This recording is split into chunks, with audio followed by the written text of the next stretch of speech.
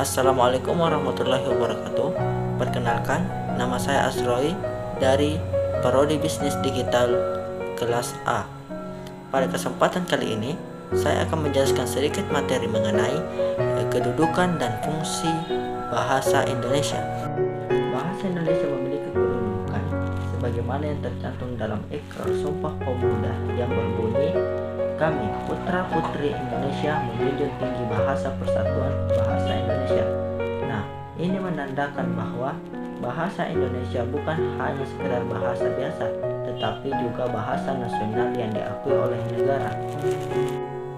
Selain itu, di dalam Undang-Undang Dasar 1945 tercantum pasal khusus bab 15 pasal 36 mengenai kedudukan bahasa Indonesia.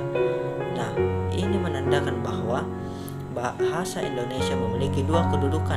Yang pertama yaitu sebagai bahasa nasional sesuai dengan Sumpah Pemuda 1928, dan yang kedua adalah sebagai bahasa negara Indonesia yang tercantum dalam Undang-Undang Dasar 1945. Dan selanjutnya adalah fungsi bahasa Indonesia. Nah, yang pertama, sebagai bahasa nasional. Bahasa Indonesia sering juga disebut sebagai bahasa persatuan atau bahasa pemersatu bangsa.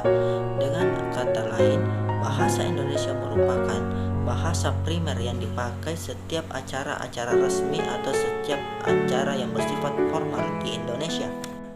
Yang kedua yaitu sebagai lambang identitas nasional.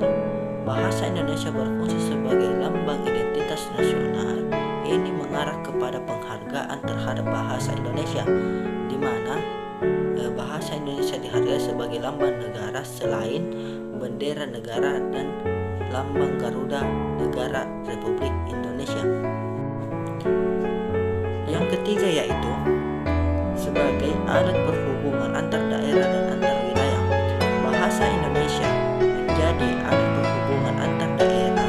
Ini dikarenakan mengingat letak geografis negara Indonesia yang berupa negara maritim atau negara kepulauan yang memiliki banyak bahasa dan kebudayaan, di mana ini diperlukan untuk mengikat semua wilayah yang ada di Indonesia dalam satu kesatuan bahasa Indonesia. Bahasa Indonesia sebagai bahasa negara. Nah, fungsi bahasa Indonesia sebagai bahasa negara ini diartikan bahwa bahasa Indonesia adalah bahasa yang resmi.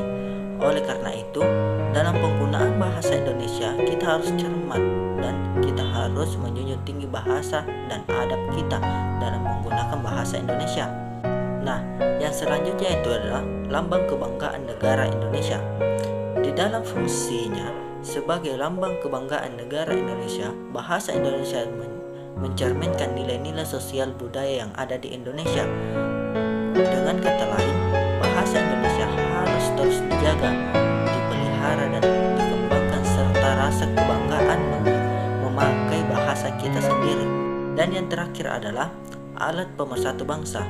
Mengingat negara Indonesia merupakan negara maritim yang terdiri dari banyak pulau dan juga suku, bangsa, dan ras.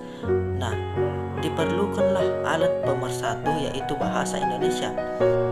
Dengan adanya bahasa pemersatu, masyarakat yang ada di Indonesia tidak lagi menggunakan bahasa daerahnya untuk berkomunikasi. Dengan kata lain, mereka dapat menyampaikan informasi dengan lebih rinci lagi tanpa harus mengalami yang namanya dengan salah paham atau salah pengertian dalam bahasa mereka masing-masing. Nah, mungkin itu saja yang dapat saya sampaikan. Lebih dan kurangnya mohon dimaafkan. Assalamualaikum warahmatullahi wabarakatuh.